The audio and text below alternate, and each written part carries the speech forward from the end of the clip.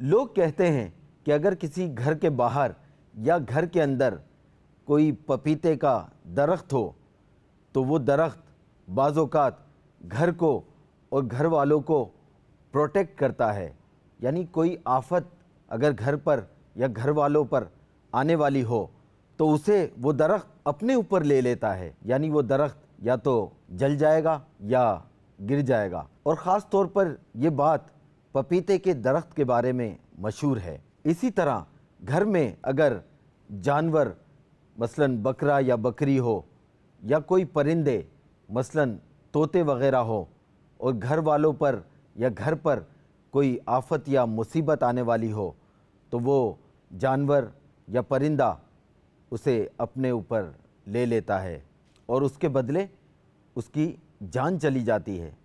یہ سب لوگ کہتے ہیں، میں نہیں کہتا، لیکن لوگوں کا خیال درست ہے یا نہیں یہ تو ہمارے شیخ ہی ہمیں کنفرم کریں گے۔ پلیز شیخ بتائیے کیا ہے حقیقت، کیا افسانہ؟ پہلے تو یہ ذہن بنانا ضروری ہے کہ مؤثر حقیقی یہ صرف اللہ کی ذات ہے، یعنی اثر پیدا کرنے والی ذات اللہ پاک کی ہے۔ تو وہ جس چیز میں اس نے تاثیرات ضرور رکھی ہیں چیزوں میں، لیکن وہ تاثیر اسی وقت کارآمد ہوگی کہ جب اللہ چاہے گا۔ آنکھ کی تاثیر دیکھنا، کان کی تاثیر سننا، یہ اللہ نے دیکھنے کی اور سننے کی طاقت کانوں اور آنکھوں کو دی۔ اب اگر رب چاہے، جو دی تو اس نے، رب چاہے گا تب تک آنکھ دیکھے گی، نہیں چاہے گا تو بندہ بلائنڈ، اندھا ہو گیا، اب آنکھ نہیں دیکھ رہی۔ آنکھ ہے، بالکل کھلی آنکھیں ہوتی ہیں، لوگوں کو نظر نہیں آتا، آپ نے دیکھے ہوں گے اس طرح کے بلائنڈ نابینے۔ تو یہ رب نے جتنی دیر اس آنکھ کو اجازت دی وہ کرنی۔ اچھا، اب اگر رب چاہے تو بے شک اس بات پر قادر ہے، یہ کان دیکھنا شروع کر دے، آنکھ سننا شروع کر دے۔ یہ تو اصل تاثیر اللہ نے رکھی ہے۔ اب یہاں یہ ہم آ گئے پپیتے کے درخت کے پاس، تو اب اس طرح کی چیزوں کے بارے میں جب تک کوئی حدیثیں نہ ہوں یا کوئی بزرگان دین کے تجربات سامنے نہ آئیں تو صرف رومر پر کان نہیں دھرنے چاہیے۔ لوگ تو ان کی جو سمجھ میں آتا ہے وہ بولتے رہتے ہیں۔ اب کیا بظاہر کا بھی ایسا ہوتا ہے کہ یوں لگتا ہے کہ وہ بچہ بیمار تھا اور پپیتے کا درخت جو تھا وہ جڑ سے اکھڑ کر گر گیا اور بچہ تندرست ہو گیا، تو اب یہ ذہن بن جائے گا کہ اچھا اس کی وجہ سے میری آفت ٹل گئی، پپیتے کے درخت کی وجہ سے۔ تو یہ بھی ایتھینٹک نہیں ہے، اس پر بھی اعتماد نہیں کیا جا سکتا، یہ اتفاق بھی ہو سکتا ہے۔ اچھا، دوسرا یہ کہ مختلف جانوروں کہ یہ جانور ہو وہ جانور ہو، تو اب یہ کہ جیسے کہ گھوڑا جو جہاد کے لیے پالا جائے تو وہ اس میں حدیث پاک میں اس کو خیر سے تعبیر کیا گئی ہے، اس میں خیر ہوتی ہے یا بھلائی ہوتی ہے، ٹھیک ہے نا، جو جہاد کے لیے پالا گھوڑا، تو یہ مضامین تو جن کا حدیثوں میں اشارہ ہے۔ تو اب آپ بولو کہ بھائی گھوڑے میں خیر، تو یہ جہاد کی یہاں ایک شک موجود ہے، مشروط ہے کہ جہاد کا گھوڑا، نہ کہ مطلب گھوڑا ریس کے میدان کا گھوڑا برکت والا ہے۔ یہ تو ساری برکتیں لے کر جب قبر میں آپ کو اتارے گا پتا چلے گا کہ برکت بولتے کس کو ہے۔ خوب جوا کھیلا تھا مجھ سے، اب ہٹیا، اب میں آیا ہوں۔ پہلے میدان پہ دوڑتا تھا، کہ ابھی آپ کے اوپر دوڑنا اور کودنا شروع نہ کر دے۔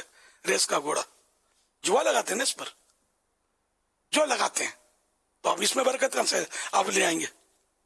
تو بہرحال یہ کہ حدیثوں میں جو کہا گیا اور جتنا پھر شروعات میں محدثین نے، علماء نے ہم کو بتایا، ہر عالم شرح نہیں کر سکتا۔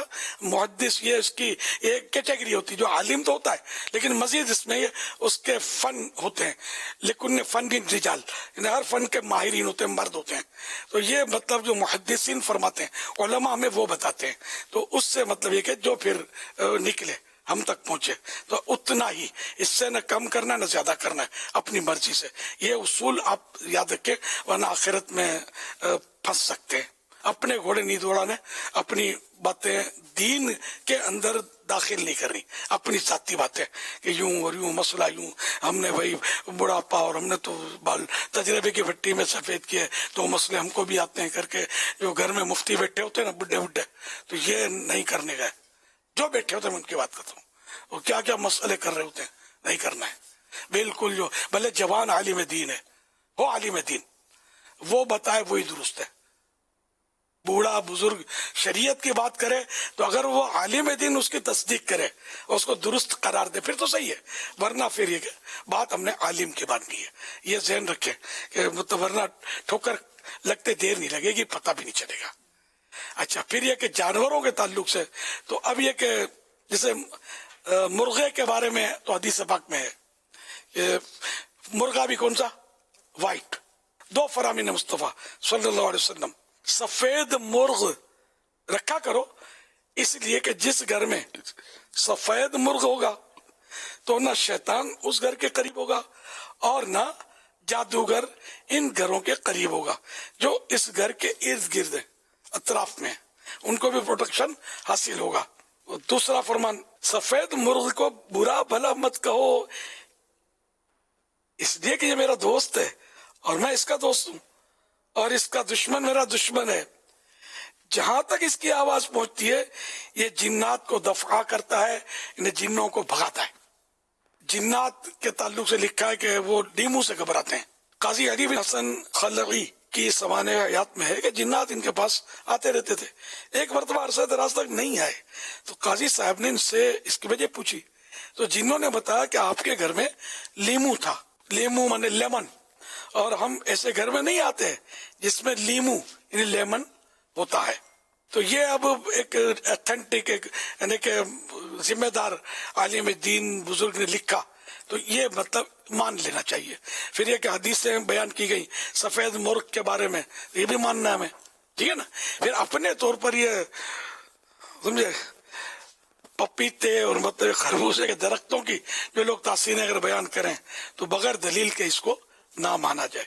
اس طرح جانوروں کے بارے میں بھی حکایتیں ہیں، واقعات کہ مطلب یوں ہوا اور جانور تھا تو یوں ہوا، وہ جانور مر گیا. اور اب یہ ہو سکتا ہے کہ وہ واقعہ اگر ہے بھی تو اسی بزرگ کے ساتھ خاص ہو اور ہو گیا ہو.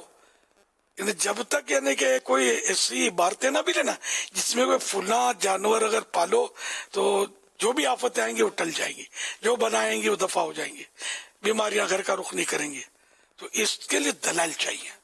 عوام میں بہت کچھ ہے تو عوام کی باتوں سے بچنا ضروری ہے اور احتیاط کرنی چاہیے عوام کو بھی کہ وہ بے فرقی نہ چھوڑا کریں. صلو علی الحبیب صلی اللہ علیہ محمد.